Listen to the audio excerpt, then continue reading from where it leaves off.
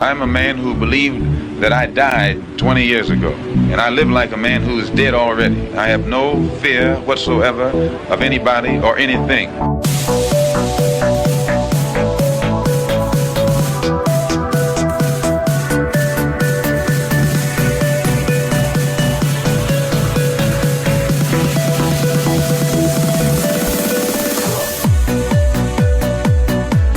Gary Webb. I am an investigative journalist, and in 1996, I wrote a series of stories entitled Dark Alliance, which was about CIA involvement in drug trafficking.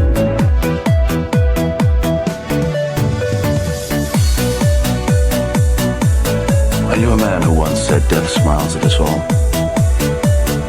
All a man can do is smile back. We've both been skull and bone, the secret society. It's so secret we can't talk about it. What does that mean for America? The conspiracy theorists are going to go I'm wild. sure they are. I don't know. I haven't seen the rest. Number 322. I sad duty to report this afternoon that my friend and colleague, Tim Russert, collapsed and died early this afternoon. I may die in this cell tonight or in the arena tomorrow. I am a slave. What possible difference can I make?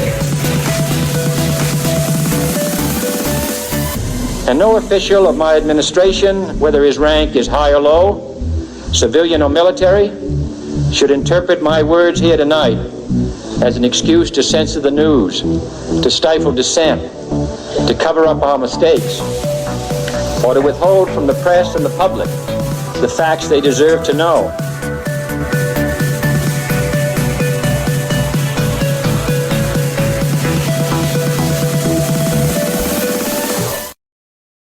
Hey, welcome to Already Dead, your weekly conspiracy variety call-in show. We're live, motherfuckers. I'm here with Austin, my co-host, and then Ken Silva, the kick-ass journalist. I just had him on about a week ago, but the episode dropped today for all you people who aren't patrons out there, where me and him interviewed I guess you call him an undercover FBI operative. He doesn't like the term informant.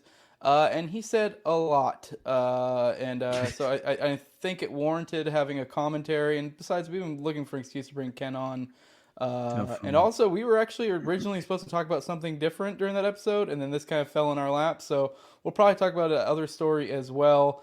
Ken has covered many stories that I've had him on the show many times. So a lot of stories that I've been drawn to.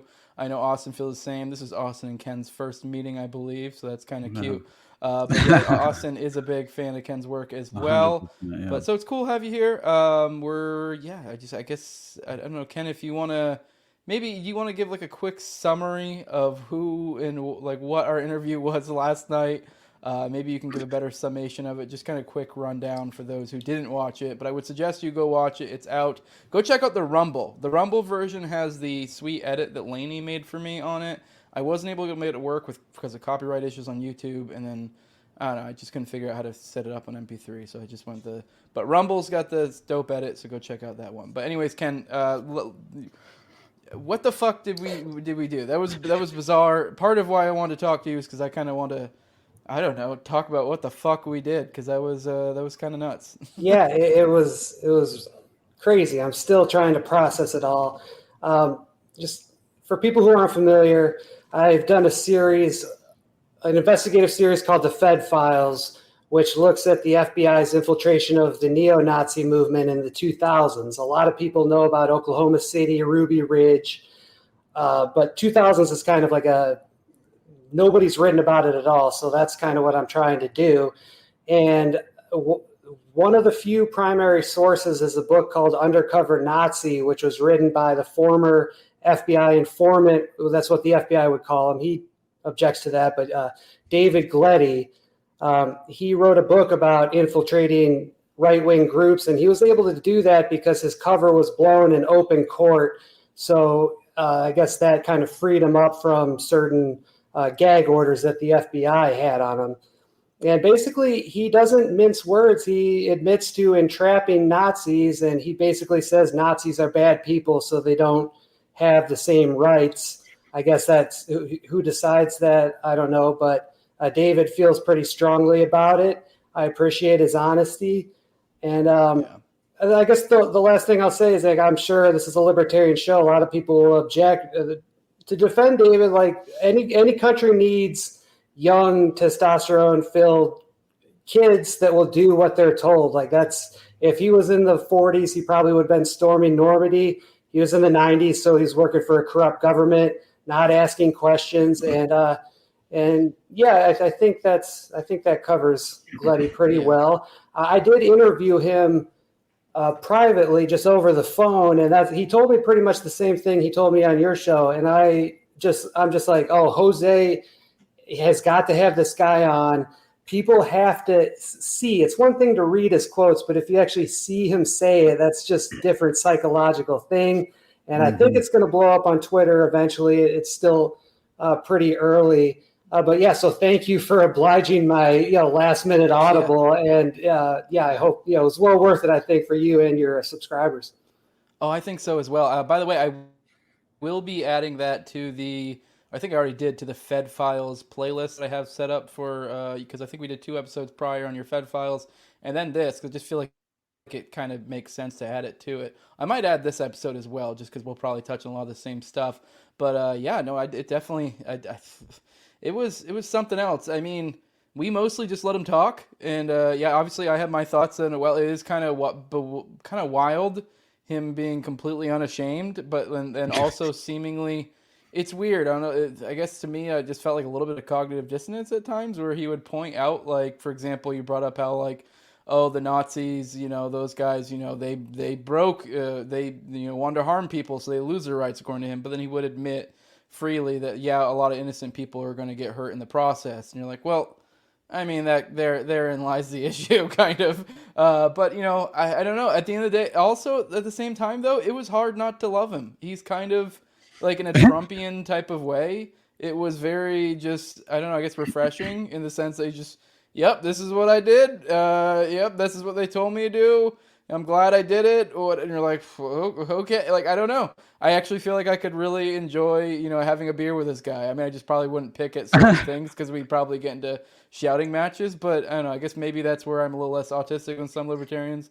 If we're in a social setting, why would I pick at things we're going to argue about? Who gives a shit? Just, move on with life. But yeah, no, it was a unique character. I was glad to be able to interview him. It's just wild. I don't know. What are your thoughts, Austin? Because there's so much in that interview. He just said it all. I don't really know what there is, like, commentary-wise. And then I guess I just wanted to kind of let people know, like, just because we nodded along, I mean, I think my audience is smart in that. Don't take that as me agreeing. There was a lot of stuff that I was like, yeah, it's pretty fucked up. But, like, I'm just letting him talk, and I'm glad he did, because now we were able to document that. So, and I think it was very necessary to give someone like him a platform the way that you did, and to allow him to because when you're kind of approaching it with the mentality that he seems to possess, as far as the way look, and I'm not trying to insult this man at all, but he's definitely, all I will say is he's very proud of what he's done.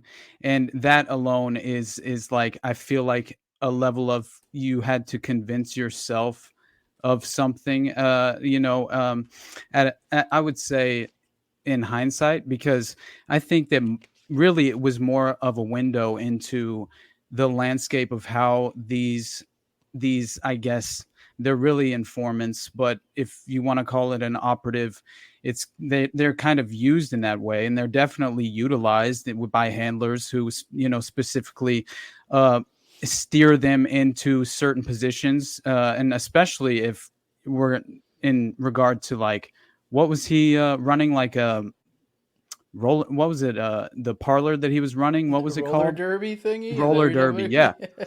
That was seemingly a front operation, right? Was that entirely I don't know if purchased by the feds? We know so this? I listened back to the interview. And I've read a lot, and I think he might have still been working for the IRS or sometime. I think he was talking about, like, big broadcast companies at the end of the year, they got to dump a lot of money or they're going to get hit with a big tax bill. So they dump it into, like, some show like the roller derby. And David, from what I understood, he's welcome to clarify, Because I consider him a valuable source. Oh, definitely. I'm not going to talk shit about the guy, but Right, I think he was sent there ostensibly to potentially investigate money laundering in the television show, but he later realized that actually he was given an assignment to infiltrate right-wing groups, and it actually buttressed his cover.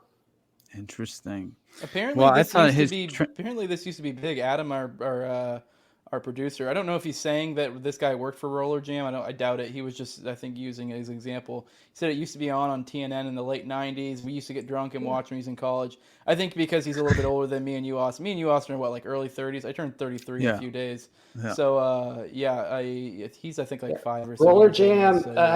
I think we are talking about Roller Jam because it was on TNN Friday nights. Really? And I'm 35. Oh my God, bro.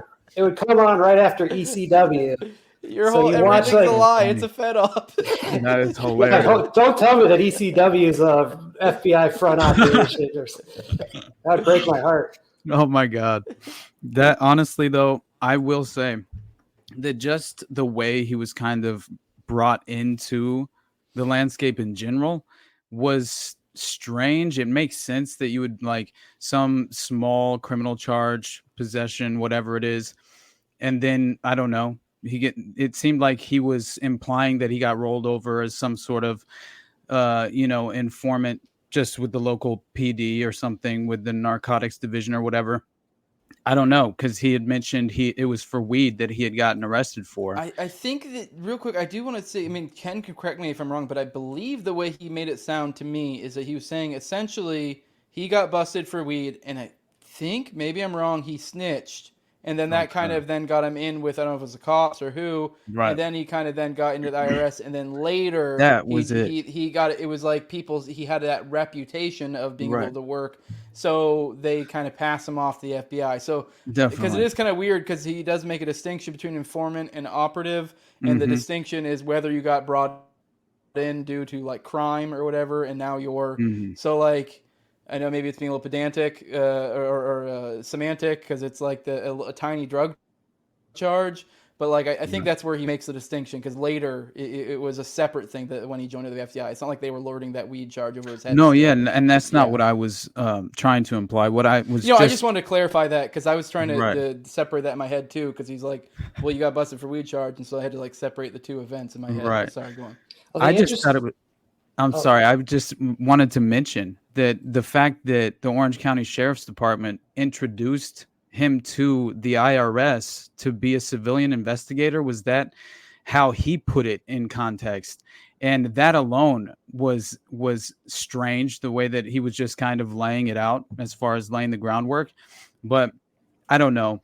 It makes sense that all the different agencies work together in that way. But also it's like to be a criminal informant at a level of like having marijuana possession and then being, I mean, to what level were you a criminal informant for the local PD to then be like suggested as you should be an investigator for the IRS to then be sat down as like an FBI potential informant / operative, right?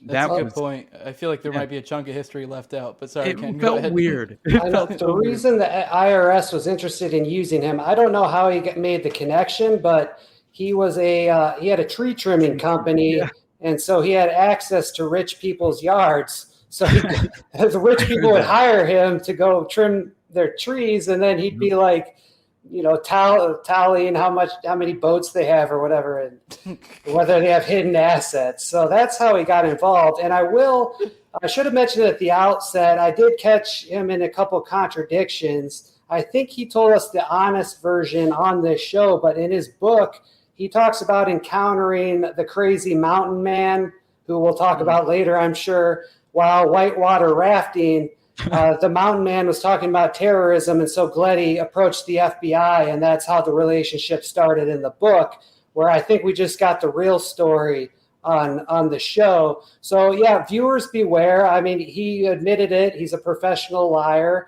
but I think we could suss out the truth by triangulating certain things and using our brains. Oh, definitely. I did. That's a good. Oh, Go ahead. Go sorry. ahead, I was Jose. gonna say that's a good point because there's one story that I think, and it might even be maybe it didn't behoove us that it was right at the beginning that it came up because this might scare off some people. But the Satanism story, and don't Yeah, get me dude, wrong, that's me and that's Austin a have mess. covered like SRA and stuff like that, plenty on the show, and like Hmm. satanic connections to like Fed, like intel operations and stuff. But I don't know. I just feel like I have my doubts of that. And as you said, he is a pay liar. So I do think like when you listen to an interview like this, you need to look at it through that lens. Now I don't know why he would make up that, or maybe stretch the truth, or maybe he misinterpreted it. I don't know, or maybe it's the God honest truth. I have no idea. It just seemed that one did seem a little outlandish to me, especially where he was kind of getting at how like the Christian identity folks and the Satanists were, hanging out a bunch. And that to me either leans towards it's fake to some degree, or there's such a level of Fed infiltration to the extent that it's just a big LARP, and it's like I'm the guy playing the Christian identity guy, I'm the guy playing the Satanist, and we're working together on this thing. You know what I mean? So like, I don't. What are your thoughts? Do you have anything to really? I mean, obviously, I doubt there's anything out there to corroborate one way or the other because I think that's the first time he's ever mentioned it.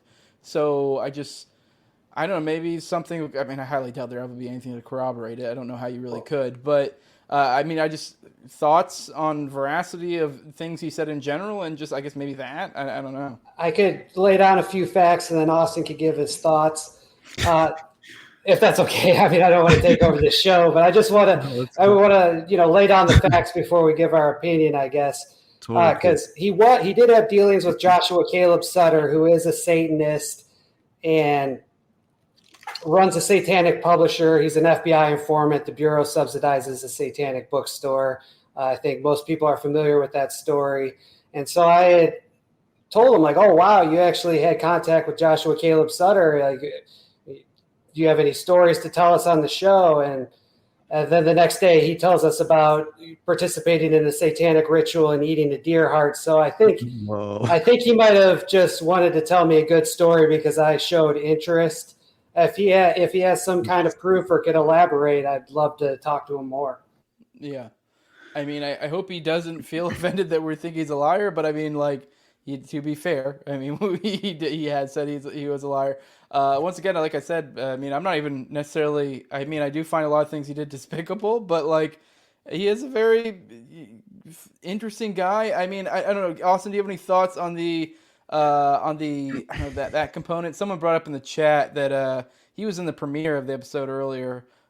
He was bringing up. We were kind of talking in the chat about the idea of the Satanists and them mingling. He brought up that the Process Church is Satan and Christian and Nazi all at once. I haven't really dug too much in the theology of Process Church, although I know a lot of those things do get blended together. So yeah, and also he did bring up when he did bring up the heart eating thing. I don't know if either of you guys grew up in like hunting culture, but that's also like a hunting thing.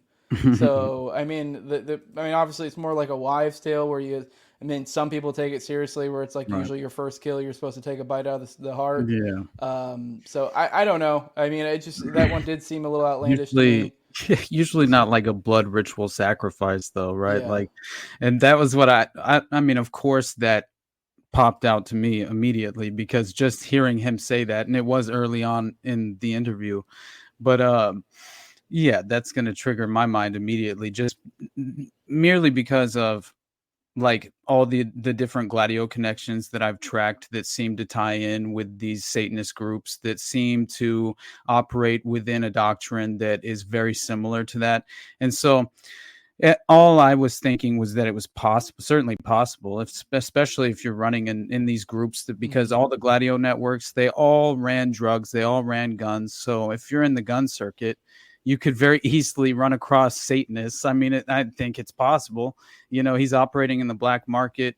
He's in the shadows, and so, as are the the criminal elements of the Satanist organization. So it wouldn't surprise me is all. But yeah, I wasn't like, I don't know. I was only hoping that maybe there was something additional there that you had asked, or that maybe he had told you, but it's all good. But it does make sense as far as you had mentioned that. And so it was kind of in his mind already, in his subconscious, maybe even, I'm not sure, but the Myatt connection, again, freaked me out because the 09A, and I've read things that implicate Gladio with 09A as far as David Myatt being like a part of the original psychological operation working with British military intelligence, even, which, if that's true, and again, this is speculation, I don't have any direct evidence of that, but I certainly wouldn't be surprised. So that did that did not shock me, but also coming from him in context in the interview, it was weird. It felt kind of weird. It didn't feel like something that it felt off. So I wouldn't put much into that as far as credibility, but again, I'm not trying to insult the guy. I just thought it was really extraordinary to just mention that kind of off the cuff, you know? But anyway, I don't know. Yeah. I guess one of probably the other major point that I think merits bringing up is he brought up and this has been part of his lore already. This has been written on before we talked about this. The idea that he was the name on all the petitions for the rallies or whatever the hell they were running, the protests, and that's kind of a big deal considering, with a lot of the things we've seen between the Wolverine Watchman thing up in Michigan, I don't know if it was a city hall thing or what the fuck event it was, or protest. Then also we have Charlottesville. January 6th. So we've seen this methodology of, is there feds here? Is there not? Are they manipulating events? And obviously there's usually this hide behind like, oh, well, they're here, but now to what extent are they influencing things? Usually it seems to be they try to not let it go as far as something like this, to where they're directly, literally the ones like putting it together. So that way, because that's kind of hard to argue that you aren't literally, I mean, I guess aside from saying it's an informant and he went off book or some shit, I guess just kind of, I guess also just your thoughts too, because I think lately there's been this thing, especially within the right, where lately, I don't know, there seemed to be, we were all in agreement making fun of like Patriot Front and these type of people as being like feds. And there seemed to be this movement lately, and I get it, that is also lazy to some extent because it's more complicated than that, but I think we've seen the swing go the other way, particularly in the right, where now it seems to be a lot of the same people, that, especially the ones that, probably a lot of them might even be, kind of hip on things like OKC, and are still, kind of having the opposite take. So we're like, oh, this is a legit, group of wholesome white men coming together and you guys just think everything is feds, and that way no one can ever do anything in real life. And it's like, I mean, I get it. I get that take somewhat, but I think to some extent it's like you need to have a realistic view on things and realize, I mean, as Galletti said, if you have, and once again, he might be using a little hyperbole, but he said if you're in a room of 10 people in some domestic group, right, 8 out of 10 of them probably feds. So just kind of, I don't know, just thoughts on that in general. I guess, I mean, he just straight up admitted it, so we're more just giving commentary on these things. But I don't know, I just found it interesting that lately that's been kind of a push within the right, and this kind of directly contradicts that to like, no, look, and this was from like about a decade ago or so. So, yeah. Yeah, I think you could take David Gletty's word, what he says about the FBI organizing those neo-Nazi rallies in the mid-2000s. You could take that to the bank. A lot of things clicked in place when he told that story, because the neo-Nazi rally was ostensibly organized by the National Socialist Movement, NSM, headed by Jeff Scoop, the notorious FBI informant. Now he's getting paid by the DHS after he marched at Charlottesville. And I was wondering like how Gletty got involved with them, and what's the mechanisms of organizing a rally. He only met Jeff Scoop a couple times, and I've never been more convinced that the NSM was in a FBI front group for sure. Hell yeah. For sure. And the reason they needed Gletty to fill out the permits is because he was the only NSM affiliate who lived in Orlando, and there was a law that if you're going to hold a protest in a city, the organization's got to have a member there. And this, like Bill White covers this extensively. If you go to, I think, Fed Files 4, he talks about the Toledo rally that Gletty told us about, where the NSM goes into Toledo, the police weren't prepared at all. They antagonize a bunch of black people. A riot starts, and the NSM loved that because all these crazy black people are attacking us, and they get all this attention. Recruiting numbers go up, and the feds love it because they get overtime pay. They have informants with the left wingers. It's all it's all a big scam. Whether that localized model translates to something bigger like January 6th is a whole nother question. Like, I don't think 2 + 2 = 4 when it comes to that. You can't just draw that conclusion. But as far as specifically Toledo, Orlando, and probably Charlottesville, I would venture to say we're wholly organized by the feds. And I know I'll probably get a lot of shit from the Charlottesville guys for saying that, but so be it.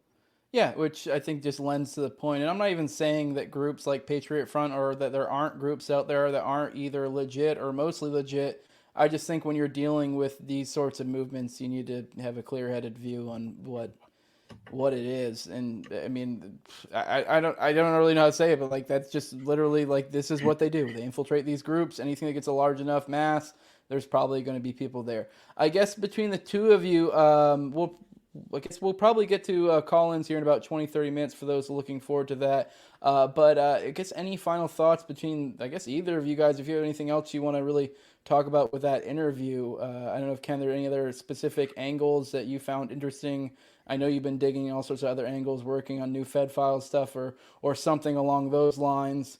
So I don't know if there were any specific angles that we didn't touch on that you're really spurging on right now. Yeah, there's a lot of angles. I mean, the sleeping with the fat chick. Right. But as it relates to like the Whitmer kidnap case, the most interesting thing I think about that was him talking about you go in the FBI field office and they interview you and they tell you, everything by the books, but then you go out in the parking lot and they tell you get results by any means necessary.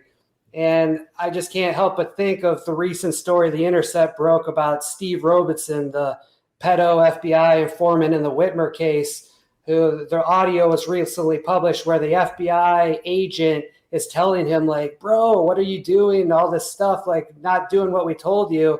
And that, I think that was staged now. Like I believe that's staged for sure. Oh, 100%. Wow.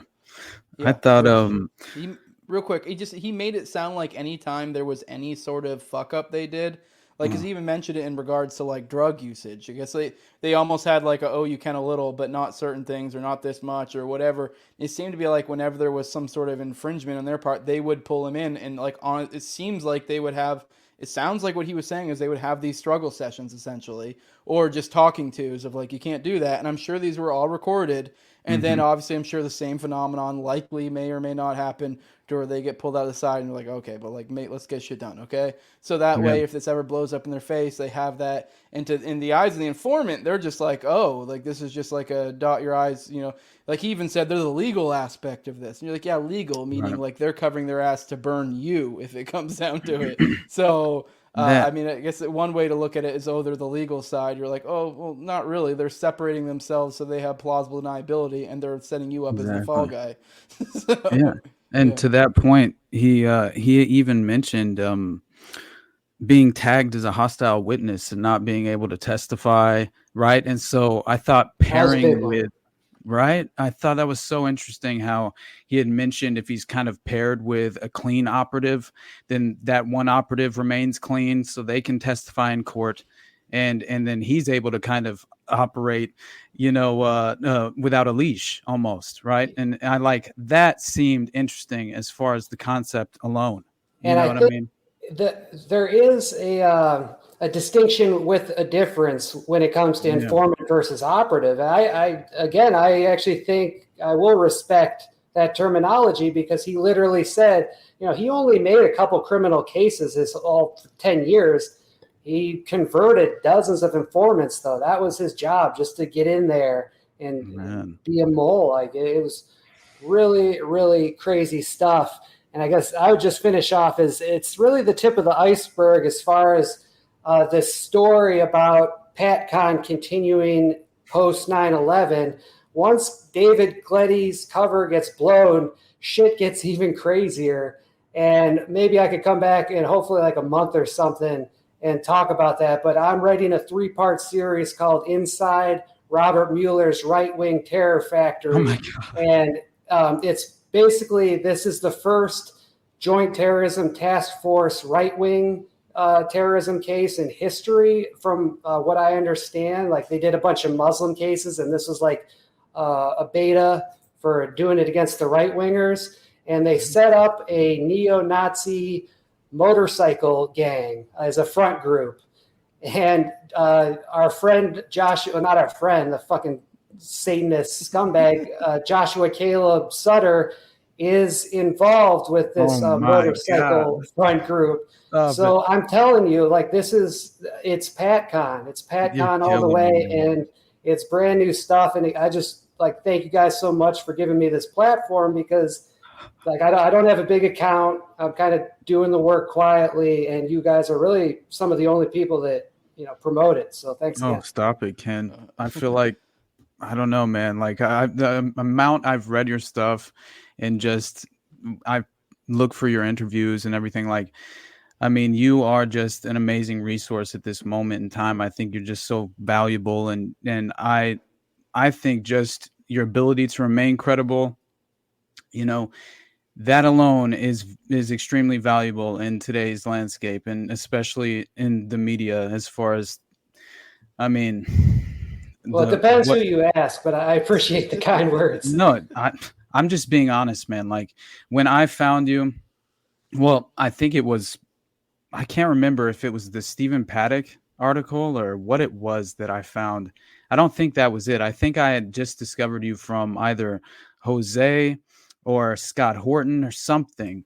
I can't remember what it was, but yeah, just immediately when I found the Fed files and was reading through that, it resonated with me, because Waco, Ruby Ridge, OKC, that was such a red pill for me, as far as lifting the veil as what government is capable of, what the intelligence agencies and these federal agencies are capable of, and really just in, I mean, self-interested ways as well. It's not always in the guise of like attempting to move forward. I mean, of course, achieving some sort of totalitarian measure is a desire, but sometimes it's not the priority, right? And it's like, I just find everything that you're doing so valuable at this time, and it's just I feel very grateful that I get to officially meet you. So thank you, man, for coming on the show in the first place. Honestly, dude. And I really appreciate the way you write as well. Like, I enjoy reading your work, and that always matters to me.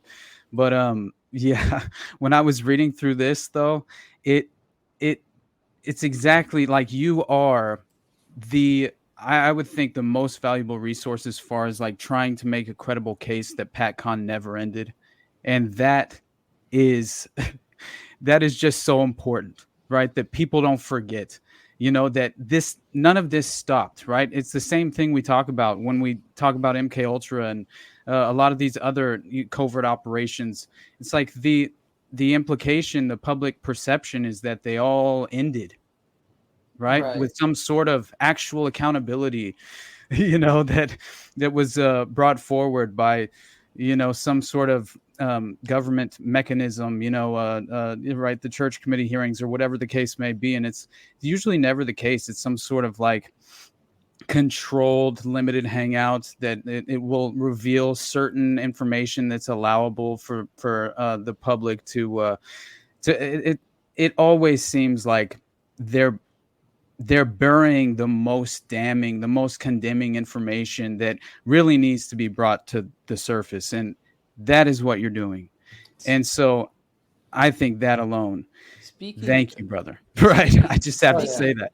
Honestly, speaking of limited hangout, though, I do think I do like that you're taking the terror factor angle, but from the right wing, because with the limited hangout thing, I almost feel like, whether this was contrived or just naturally happened by incentives, it seems like, I mean, anyone who's read Trevor Aronson's Terror Factory knows it lays out the case really well about all the follies of the informant system, But then it does this bizarre thing on the last chapter, which if you read the book, it focused more on like the left wing Muslims, immigration, like war on terror type stuff.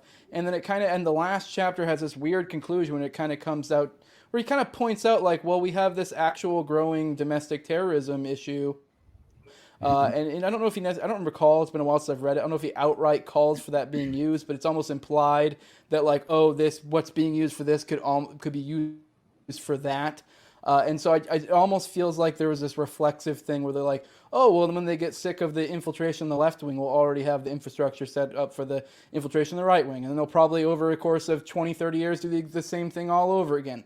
Be some other person. And likely we'll have somebody like you writing this type of stuff that has the correct view. We were like, well, I don't like it when they do it to Antifa or any of these fuckers either. But who knows, in 20, 30 years, we could get the establishment version of these course of events, and then they frame it in the way of like, oh, well, we have this growing terrorism problem that this could be used for. So it's these subtle things that happens where people say the truth, but then they frame it in a way to get the desired reaction. And I'm not necessarily accusing Trevor Aronson of being an actual limited hangout, although I guess I have my suspicions. But no, Trevor's the man. I don't know.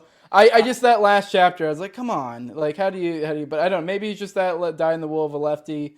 I don't know. That's why I said whether it's by incentives or on purpose, either way, it's the same result. I think sense. Trevor's got a lot of integrity, and he's actually like giving me the time of day. And I know a lot of like reporters at the New York Times or the Intercept, they'll look at me, low status, headline USA, right wing guy, fuck off.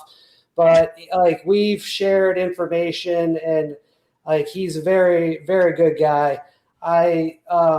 Like he even gave me credit for breaking the story about Undercover Red being in Black Lives Matter and the militia trying to kidnap Whitmer. A New York Times reporter tried to claim credit for that. They even put it in their podcast, and Trevor called them out on it on Twitter, and he said, no, Ken Silva broke that. And so, like, obviously I'm going to be biased in favor of a guy who gives me credit, but I think that also just shows his integrity. I would think that he kind of like, to get things published, you got to play the game. Yeah. And maybe he was trying to please his bosses, because in his own podcast about the infiltration of Black Lives Matter and the Whitmer plot, he's like, oh, because the feds were so concentrated on infiltrating Black Lives Matter, they missed January 6th. And I'm like, dude, you just like, they had informants throughout the Oath Keepers and the Proud Boys and everything. So I don't know why he would say something like that other than to appease his producers. But overall, like, he's one of the best reporters we've got. And I don't think we should attack the good ones.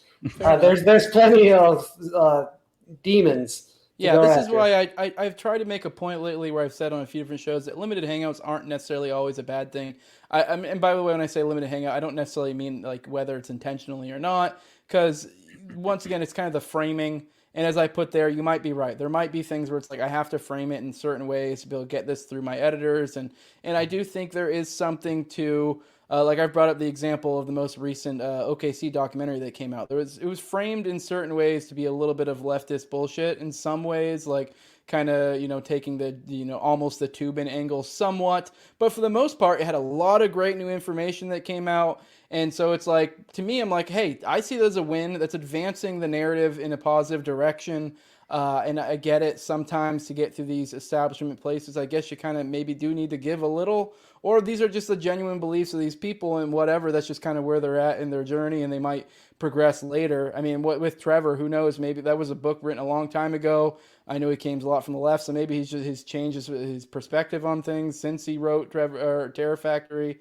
That always just sat me a little bit weird that would be the takeaway. But either way, I mostly just didn't focus on that. I'm like, other than that, this is a great book. It lays out the mechanisms of control, that whether intentional or not when it comes to the informant system.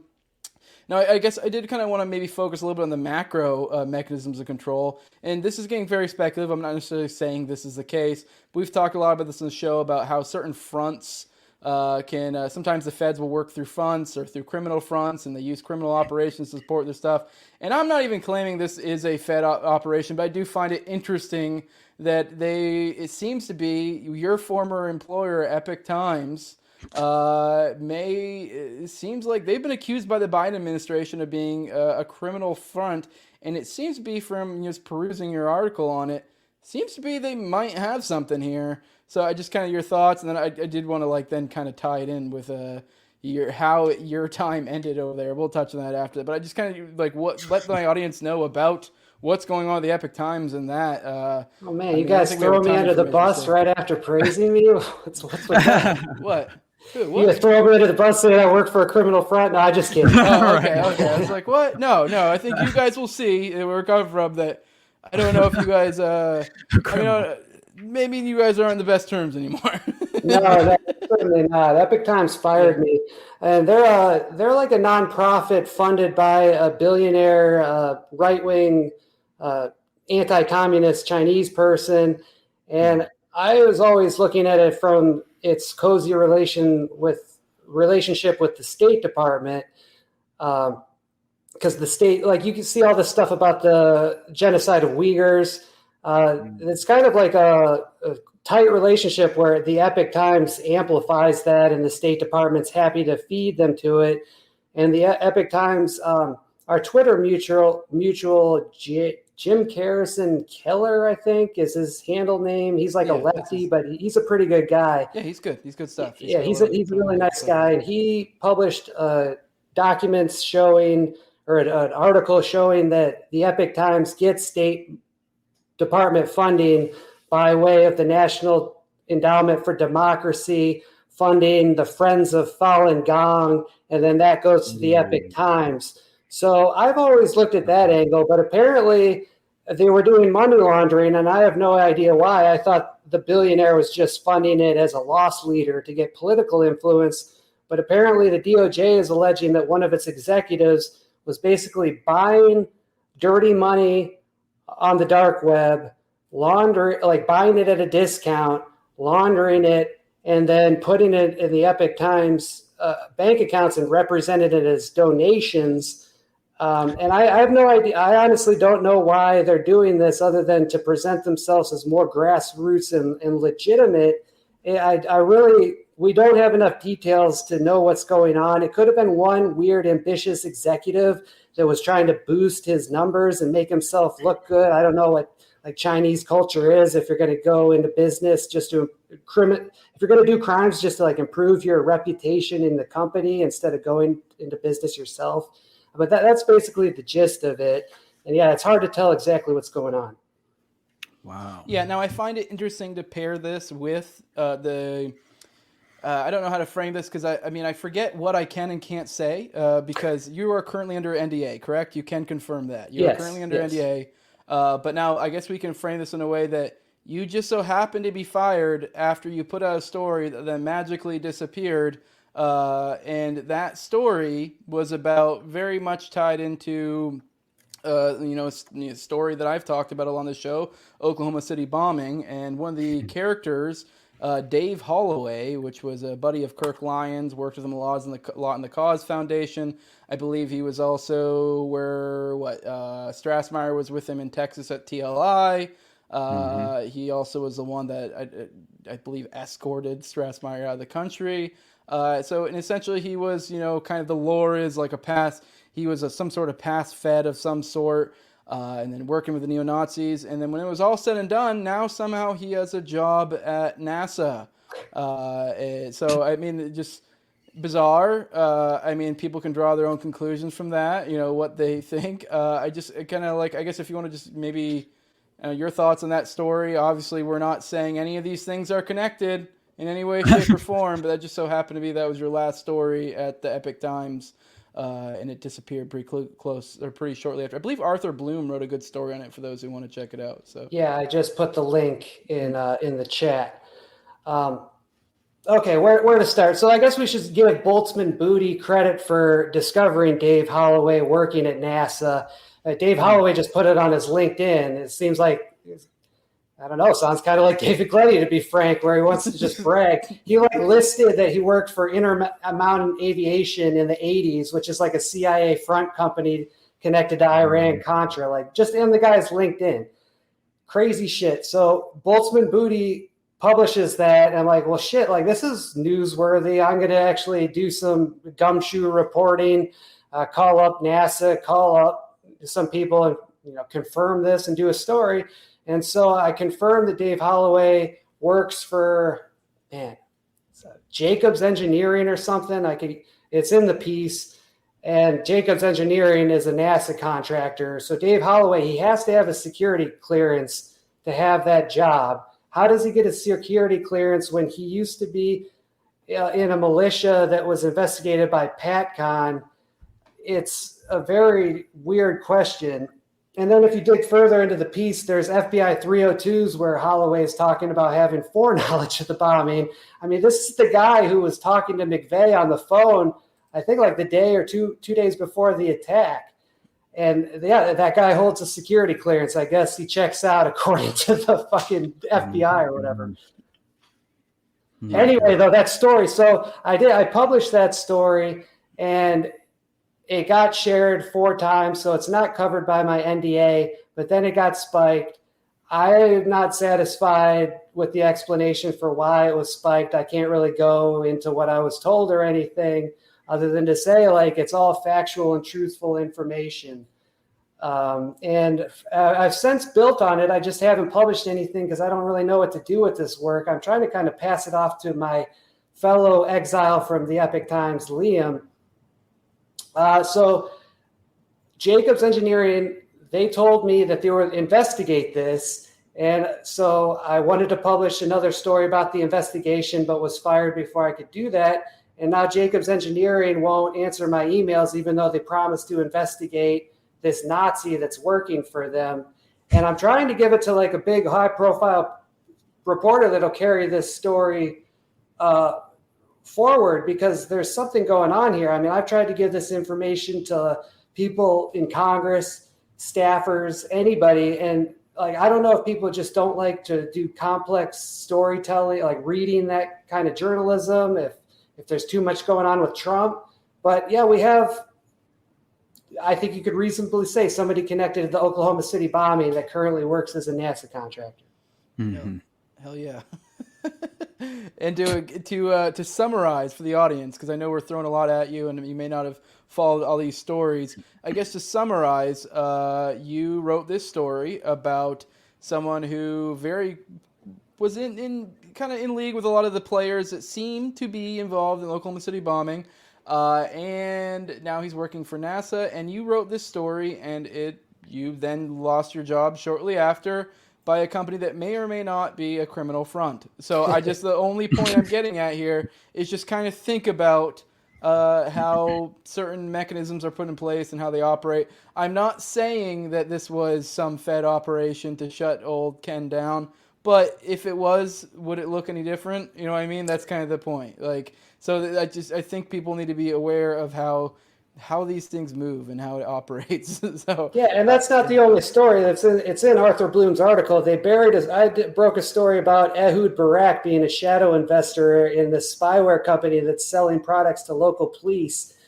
And I did that. I got company beneficial ownership records in the UK showing that Barak was still an investor, and they told me they needed to lawyer it. And they eventually published it, but they never put it on their homepage. And the story's still live. It's probably linked somewhere in his blog. But you'll see it's gotten like 2 shares to this day. And it's been up for like 3 years at the Epic Times. So that's just one more example. All right. Well, I think now we're going to go over to the call-in portion of the show. So you guys can call in with the number that I'm about to put up, 941-281-5857. If you want to call and talk to us. Also, if you're patrons of me or Austin, there's a StreamYard link in there that you guys can go get on. You can be a talking head on here with us. Also, if you want, you can just ask questions that you think are appropriate for our guests or us in the chat, and I will bring it up. I mean, I don't know if there's anything else you guys, like any thoughts you have on all this, Austin, in the meantime, while I scroll through the chat? Well, the Epic Times, it always, I mean, it just reminds me, as far as like the Uyghur genocide and the Falun Gong stuff, it immediately I think of Pat McFarland, and I love his work on kind of exposing how that was almost like and I'm not saying that there's absolutely no sort of harassment happening with the Uyghurs. That's not what I'm saying, but I will say that it seems to be sort of a manufactured narrative in a way, as far as the West perception. And it seems like there is at the very least, a hidden hand involved with the idea that I know there's somewhat credible evidence pointing to the idea that the CIA had like been kind of radicalizing and training certain aspects of certain Uyghur Muslims to then send them across the border and to cause domestic chaos, basically, right? Some sort of yeah. And so I just found that to be very interesting, because what do you do if you're if you're trying to protect?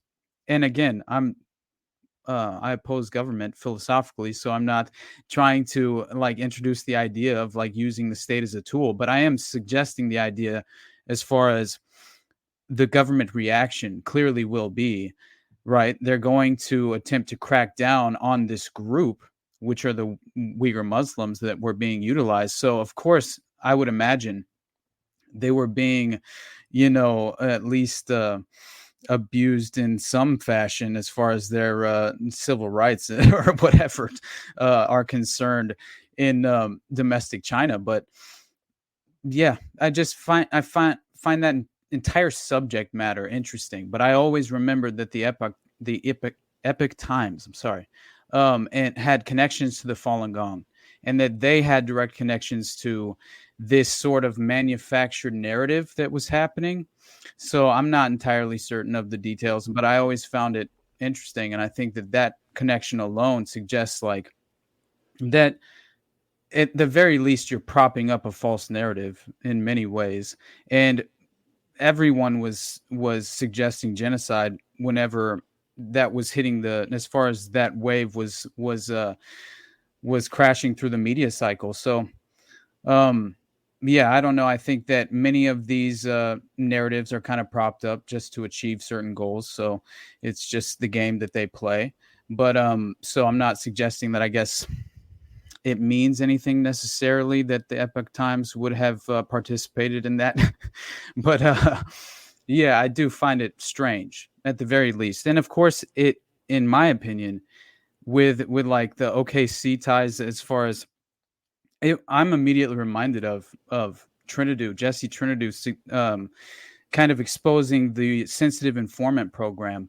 And I remember when I found out about that, man, like, and as far as my knowledge of the Mockingbird media and they, the CIA basically infiltrating and institutionalizing, right? Like farming out media operatives to then infiltrate publications, but for the sensitive informant program to actually have a manual, right? And then and by the way, wasn't Jesse the one responsible for getting the manual released, even though it's heavily redacted? Hasn't it been released at this point? Well, I don't want to keep the callers waiting too long. I think it'll take like 10 minutes to explain. I will say that to Epoch Times credit, they actually did publish a story I did on Jesse Trinity's sensitive informant program. I think it's the actually only story in the world about Jesse's findings of that program. So it was a battle to get that published too, but they did publish it. I got to give them credit. I mean, we got time if there's anything specifically you want to go in there. Although in the meantime, I do have in the chat, this is one of my newer patrons, so I'm going to bring his up, give you a little prioritization. Missed the last few shows, want to throw something out with the Fauci stuff recently. Is it in the country's best interest to find him guilty of anything concerning the lab leak? Would that open us up to being tried by the rest of the world for damages? I mean, I don't really know if everyone's doing it. I don't really know how you litigate that. I don't really know. I mean, I know this isn't really your area, Ken, but I'm just bringing this up. But yeah, I don't know. I don't think anything monetarily will come out of this. Maybe people who have been, vaccine damaged or something.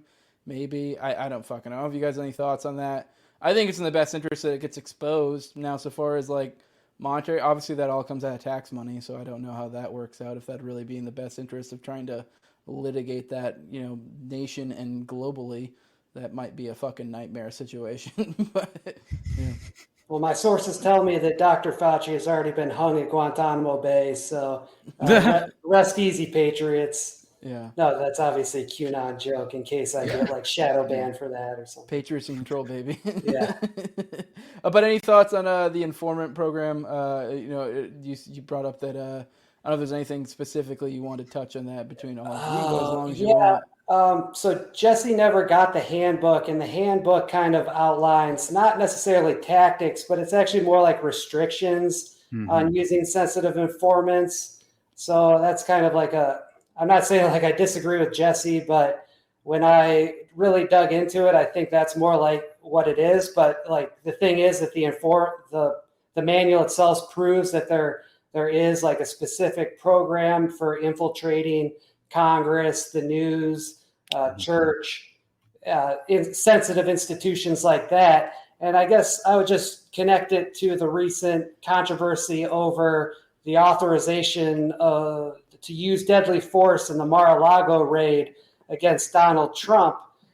Julie Kelly, she broke that story that it was in the search warrant application that they have authorization, if necessary, to use deadly force. And now all these former so-called FBI whistleblowers are downplaying that, saying that, it's standard operating procedure. In any search warrant, you're going to find that. And my question would be, well, let's take a look at Jesse's sensitive informant program manual. Maybe they have the answer that Julie and the feds have been arguing about on Twitter about whether you will be authorized to use deadly force against anybody, or if it's going to be a different situation when it's a sensitive investigation.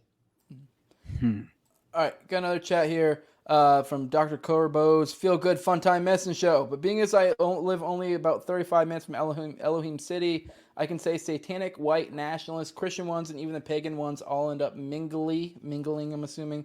I guess maybe this might be a time for us to exposit a little bit on Elohim City. Also, I don't know, I feel like I vaguely recall something along those lines about these type of groups mingling, so maybe I spoke a little too soon earlier, although maybe I'm just misremembering. I do know one of the common things whenever I forget who the fucking leader was over Elohim City. I can't think of his name right now.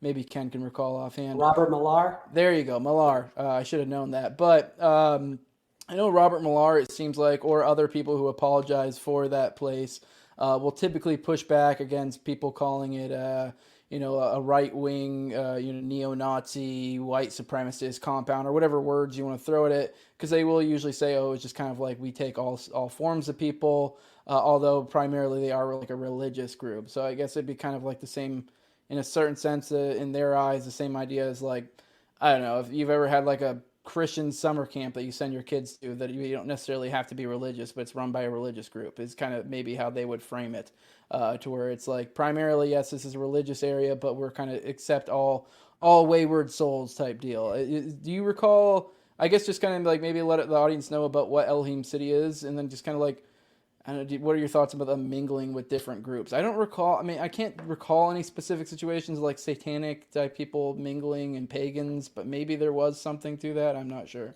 Elohim City is where the Oklahoma City bombing was planned. Yep.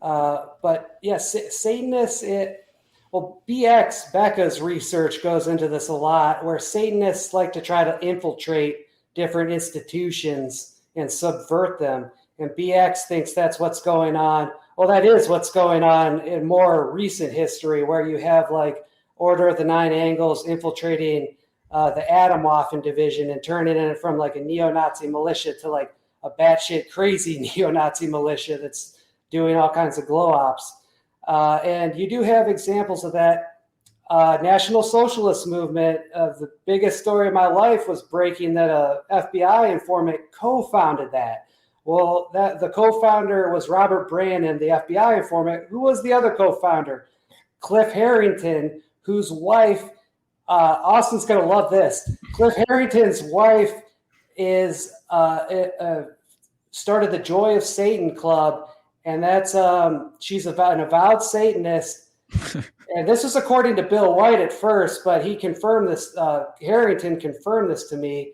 It's like the Anton LaVey brand of Satanism was specifically what they practice. And so you do have the not a Christian Satan, but like a pagan Satan combining to form the NSM. So you definitely have a strong example there.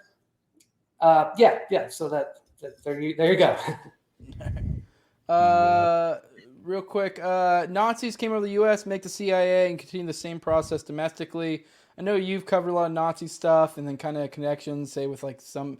I don't know. Was Sutter really like a Nazi of the Nazi aesthetic, or I believe he was as well. So there might be connections you could make there between Gladio, CIA. And that's the thing. Sutter started in the Aryan Nation. His dad is David Sutter, who was hanging out with David Gledy, and that's where David Gledy forms this story. It was my understanding that the Sutters were Aryan Nation's Nazis, and that Joshua Caleb somehow got into the David Myatt stuff later in the 2000s, but I don't know. I will say Sutter is the proof that PatCon never ended, because he took down guys who were involved in the 90s. So like he's the continuation. All right. Jesus. I also have someone asking what your elevator take is on OKC. Botched sting operation. There you go. Yeah, that's the best. Yep. You haven't really covered the Falun Gong stuff, have you? I don't know if you have any thoughts on that.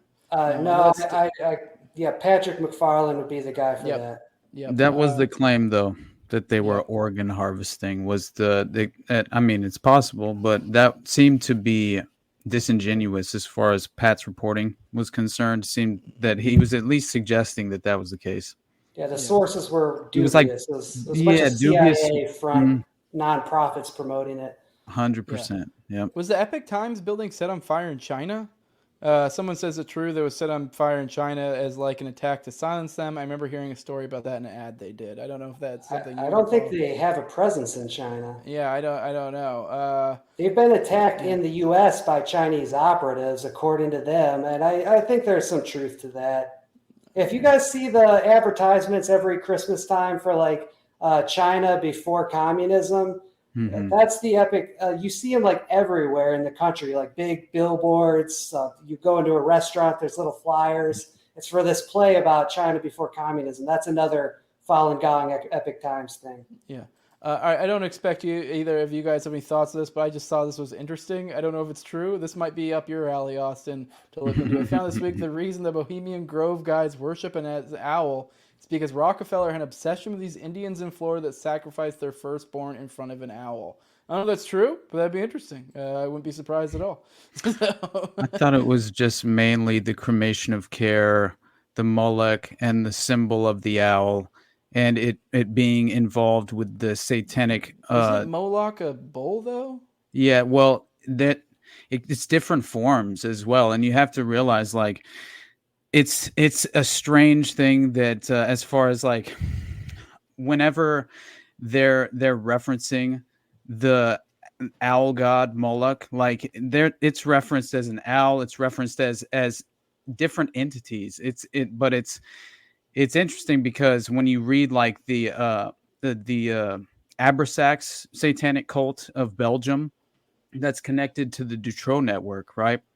They conduct this satanic ritual called the chase, and it's a sacrifice, and it's to the ancient pagan god Moloch, and it's a child sacrifice ritual, and it's basically they send out dogs, and they send them out naked into the woods, and then they slowly, like it's this terrible, extraordinary, brutal, ritual where they end up killing usually the child, which is like, I detail it in the Dutroux episode actually, but when you realize like the Abrasax cult is 100%. Wait, Abraxas? Well, they're that's the Abraxas cult. I didn't know if but you were it's mispronouncing also it. Abrasax. Yeah. Oh, okay. It's like so it's crazy because they're also it's like similar entities, basically the same reference, but that you can if you look up Abraxas, it will say Abrasax as well. It's so again, they have dual references. They have interesting language that they use. Their occult sacrifices are very again, they use Moloch has layered references, right? And so again, it's represented in different forms. Okay. Yeah, I don't know if Ken's ever gone down the Belgian monster rabbit hole. If I'm not, telling you, what the fuck are you brother, talking about? So in the with the I've been going down some. I was reading Eye of the Chicken Hawk earlier, and it's one of the craziest books I've ever read in my life. And there's a reference to the Order of the Solar Temple deep within the book, and they go on to lay out this connection for Luc Jouret and a neo-Nazi Belgian Congo, literally tied in directly to one of the neo-Nazi paramilitary organizations that were a part of Belgian Gladio, that are directly tied to the Marc Dutroux human child trafficking operation. And so, and in the book, they lay the groundwork to this insane story of how two of Dutroux's victims were actually Effie Lambrix and I forget the other girl's name, Anne Marshall, I think is her name, and they end up being murdered in the Dutroux scandal, right? And it turns out, man, they are actually hypnotized at this club, and they are hypnotized in front of an audience for over 2 hours, right? In the most insane, it seems almost like a ritual in itself, right? It's absolutely crazy. And so they go into all this, DID trauma-based mind control. But the idea is that, and this guy, this Rosti Rostelli or something, was the hypnotist who put these girls in a trance on stage for 2 hours, but the night they were abducted, and then inevitably wound up in Dutroux's, it's just so crazy. And they wind up dead, and it's just absolutely tragic. But apparently they were on stage before an audience and in a complete dissociative state, right? Being entirely mind controlled the night they were abducted. And on the evening of the kidnapping, Anne and her girlfriend, Effie Lambrix, who also murdered by Dutroux, had attended a Rostelli hypnosis show in Blankenberg on the coast in August 95. Father Marshall, I think is how you pronounce it, initially insisted on Rostelli coming forward as a witness, right? The guy who put them under hypnosis, because he thought the girls were lured by Dutroux under the influence of hypnosis.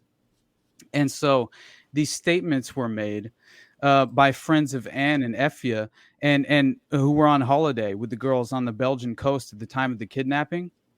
And according to a friend who testified in court, Anne wouldn't have reacted this way normally if she were actually attacked, right? So clearly the hypnosis had an effect. She would never just go along with someone like Marc Dutroux, and so it made the father, right, kind of strengthened his conviction that the girls must have been confused. It must have been a part. Put the two girls under hypnosis, and both were on stage in Blankenberg for almost 2 hours, like I said. But the similarly hypnotized friends say it took them hours to fully recover from the hypnosis.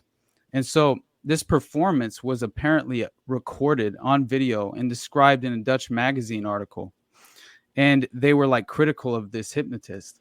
And this is one of the craziest things that I've ever read, especially after knowing what happened to those girls and realizing what had happened to when Dutroux was arrested and they found the girls who had not yet been killed, who were in this covert, basement that, was this secret, it was behind this hidden wall. It was so insane when you look at it. And they were entirely naked whenever they arrested Dutroux. When they found these girls, one was cleaning the tiles on the floor. And then when they tried to free her, right, and free these girls that were in this specially built cellar, They thanked Dutroux.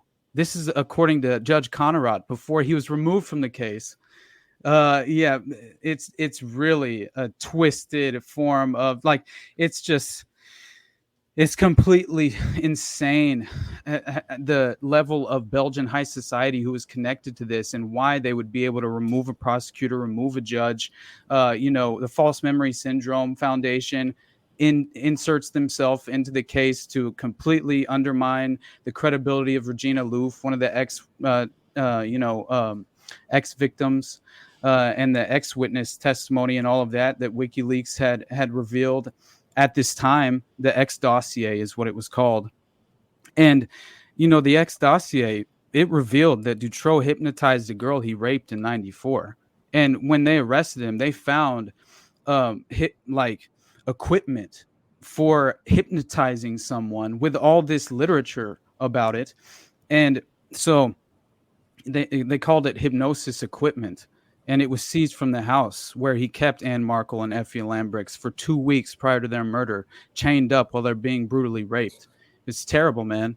And so to finish this really quickly, I'm sorry, but it's just absolutely crazy, man. I was reading this and I couldn't believe that once again I wander into the Belgium network, into the Gladio Belgian network with these neo-Nazi paramilitary organizations training up people in the New Westland Post and all of this that are committing bombings at grocery stores and stuff just to sow utter chaos in Belgian society, use it as a pretext to overthrow government at the time. So, completely crazy what was actually happening. But when these two girls were freed though from the basement, they had been conditioned entirely to believe that Dutroux was their protector, right? Like that alone. The Belgian investigating judge who ordered Marc Dutroux's arrest in August 96, he described how these two young girls hid from their rescuers and embraced their torturer when they were freed. When Dutroux escorted police to the specially built cellar where Sabine and Letitia were held, they didn't want to come out and they tried to hide from their rescuers, according to Conrad. They thanked Dutroux. It was absolutely terrible. They kissed him. Yeah. That shows how much he had conditioned them, he said. That's just so insane to me, Fucked man. up shit. Fun fact, David Ferry was really big into fucking hypnotism too. Yes, dude. He was hypnotizing Lee Harvey Oswald and all the members of the Louisiana Cap, and then he was raping them. Like that was happening, dude. At least according to certain people, and I believe the story, but allegedly, you know what I mean? We just threw a lot at you, Ken. I dipped my toe into that stuff when I was doing like the 764 reporting earlier this year with BX. Yeah. And it is like, it's important. It's obviously crucially important to understanding how shit works. But it just it puts me in a dark space. I think motor outlaw bikers and renegade bomb makers is just like it's fun. It's fun for me. Brother. More lighthearted. This shit isn't fun. So I'm just gonna report on what I like. Yeah, wait till you start digging deep. You're already at that angle, at the angle of the bikers. That's where. That's the bikers. That's where you get to dark earlier. shit. Oh, that's where Jesus you're gonna run into Christ. Satanism stuff. Because you've been covering this stuff, Austin, recently. I mean, I don't know if these biker gangs intermingle, but that was at one point with the Satanist groups. The claim was that they were utilizing the biker groups as kind of like protection. Almost their own little mafia of sorts. Exactly what they were doing. You may inadvertently end up back at Satanism, as all routes. Like I said, Joshua Caleb Sutter was involved with Primitive Affliction in this biker front group, so there's already the Satanist connection there. Mm-hmm. Yeah, I do think that's probably we're talking about Satanists. Someone asked, when you say Satanist, do you mean people who actually practice it, or like Satan acting through them? Now, this is kind of a complicated question because there are dimensions to what you mean when you say Satanist. I'm not a woo-woo guy. I'm not religious at all. I'm an agnostic atheist. So, like, when I say Satanist, I mean these people that have dark beliefs. It's kind of very vague. I mean, whether they're worshiping Moloch or Minerva or whoever the fuck, whatever deity they're worshiping, Ra, I don't fucking care. It's more like is it dark? Are they doing weird, dark, fucked up shit? I mean, I guess theoretically you can do Satanism without hurting people or children or whatever, but that's like a common trope when we're talking about this. At least I am when I'm talking about these type of Satanists. It usually comes down to, I mean, really just kind of evil. And the question is, do you mean people who actually practice it or Satan acting through them? I mean, I guess if I was a religious person, I'd say that Satan acting through them, because really the people we're talking about, I don't really feel like there's much. Really, it's just evil, the kind of shit they're doing. And I don't know. When you get into this realm, this is where I talk about we're getting into the veil, where like intel and this weird Satanism component start to blend, and you're like, you don't know which is which. Like, is it just because they're just evil? Is it like the tweet that's like, it's not complicated, they just want to diddle your kids or whatever, the like the point the sign thing? Like, I don't really know. This is where you really start scratching your head and you're like, dude, is this really all just set up by elites to fucking, fucking diddle our kids and fucking extract evil energy or whatever the fuck they're doing, they think they're doing, whether their God is real or not? I don't know. I mean, I don't know if you guys have any thoughts on, like, it's an interesting thing, because I do think when a lot of us bring up this, immediately the knee-jerk reaction is, oh, satanic panic, and you're like, almost like it's like this religious reaction, and that's not me at all. I'm not like, oh my God, like these are Satanists and I worship Jesus, which I'm not saying that's a bad thing, but it's just like, I'm just like, yo, I'm seeing signs of fucking weird sexual ritualistic abuse going on, a lot of times concerning children with connections to intelligence agencies, and I'm fucking concerned, and I guess we're going to call this Satanism, like, I don't really get, like, people get caught up on the terminology. I don't know if you guys have any thoughts on it at all. I mean, what do you mean when you say Satanists, Ken? I know, I guess I've never read the literature, but I've heard people describe like, oh, it's just a very individualistic, turning yourself into God. You are the center of the universe, and you got to free yourself of all these, bullshit rules and boundaries. Like you are, what you make yourself. So I guess that's what I understand it. As far as like whether it's Satan acting through people or they're practicing Satanism. I mean, I think a lot of the people I deal with are LARPers. Like these 764 kids are LARPing, but at what point does a LARP become real? I mean, when we talk about like Patriot Front or something, if you're LARP, like eventually you really are going to be storming the Capitol. Like, so yeah, Satan, not good. He's the bad guy in the Bible, so stay away. I mean, on your point, though, with the ideology, I do want to make a distinction, because this is, I think, where people do go to the reflexive satanic panic, because there is a component of Satanism that I do think is, because I used to be the Reddit atheist type, and so I'd encountered these people. I always thought this was kind of gay, to be honest. The people who do that type of Satanism, where it's like literally just a replacement for church. It's community. Most of them are just like at this level of Satanism or whatever, or this this interpretation of the word Satanism. It is like these people just have a credo. If you look at it, it's actually really not that bad. It's pretty standard, like don't hurt people type shit. And they're mostly just people who like to irritate religious people and then throw it back in their face that, like, look what a good moral system we have. And calling themselves Satanists is just more or less an affront to religious people because they have some sort of deep inborn hatred to them or whatever. Their mom didn't say they love them enough and they're Christian. I don't know. And they basically are trolling Christians at that point. Now, but I see that as separate to what we're talking about when we talk about Satanists. Definitely. Because it's kind of this all-encompassing term. And like those dorks that do that, I mean, if anything, they're more just a distraction. I mean, if you were talking about that specifically, I'm like, okay, well, we're just consider that a separate thing because I don't really feel like they really play a part. Now, if you are looking to the higher levels of that type of Satanism, and you get into like the people like the Vey and shit like that, then now it gets into real like something else is going on other than what they profess it to be at that point. I think if you look at LaVey's history. Ken, do you have any hot takes on Assange? I don't know if you've really gone too deep down the Assange rabbit hole. I know there's some weird stuff with his past and stuff that a lot of people like to bring up. I don't know. I've never really dug in too deep of it. I mean, I've heard that in passing reference, but free Assange. That's my stance. It's a controversial stance, but definitely.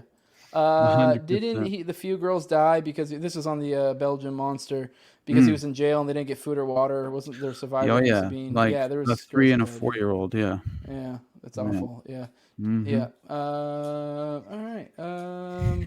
But then there was also alternative stories claiming that those girls actually didn't die of starvation, and there were other people who had access to the property throughout the time of his incarceration, and that actually, even though the story of his wife, who was allegedly involved with the network and was instructed to feed the children, and later claimed that she was too scared to go down there and feed the children, even though she had been heavily involved within the abduction of other children all throughout this process.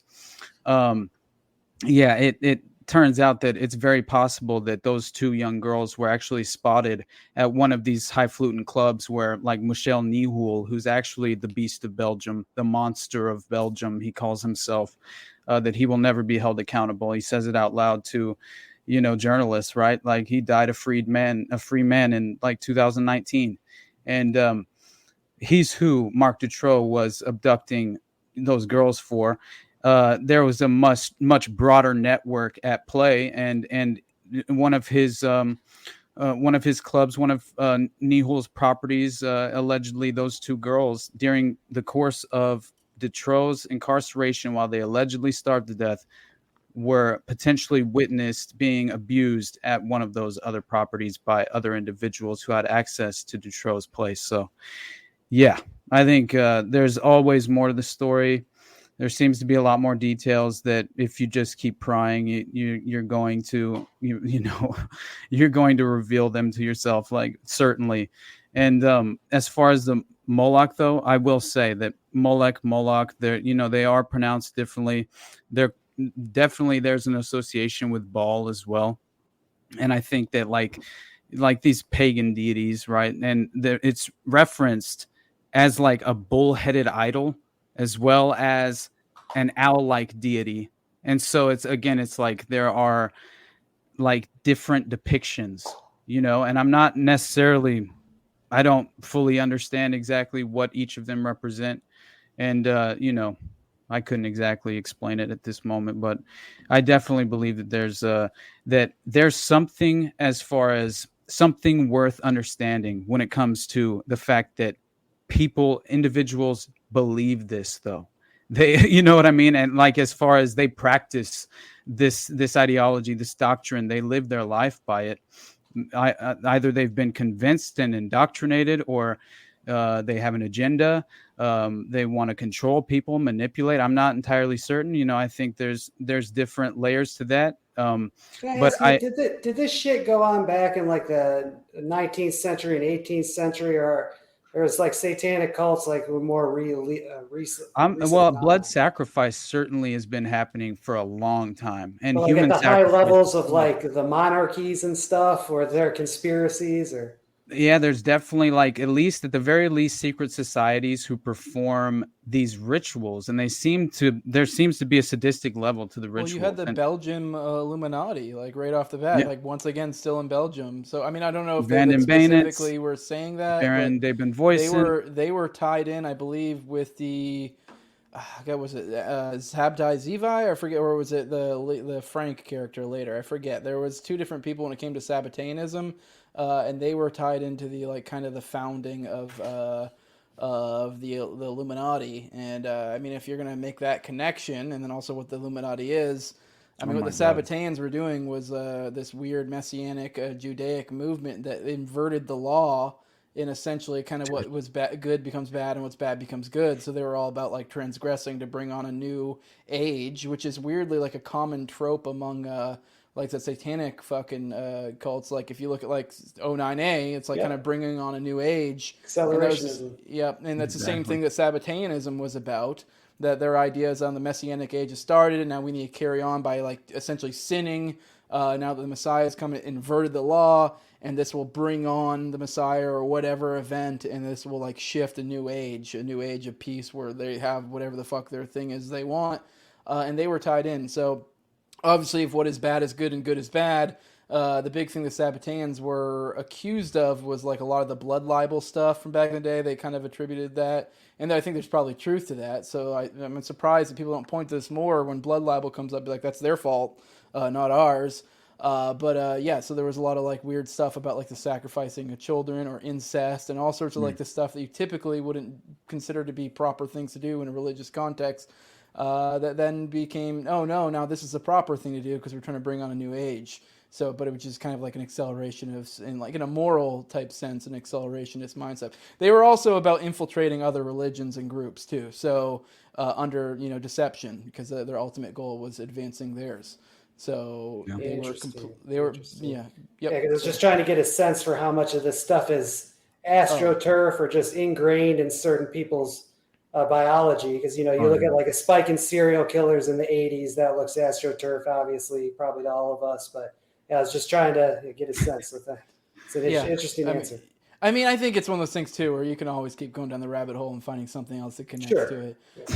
I guess while we're still on the Satanism stuff, someone brought up Aquino. I think I lost the chat. I'm just, when are we going to get to Michael Aquino? He's way popping up in many things. I don't know if you've ever gone down that rabbit hole. If any of your work has brought you to Aquino, it seems to be a lot of roads lead to Aquino.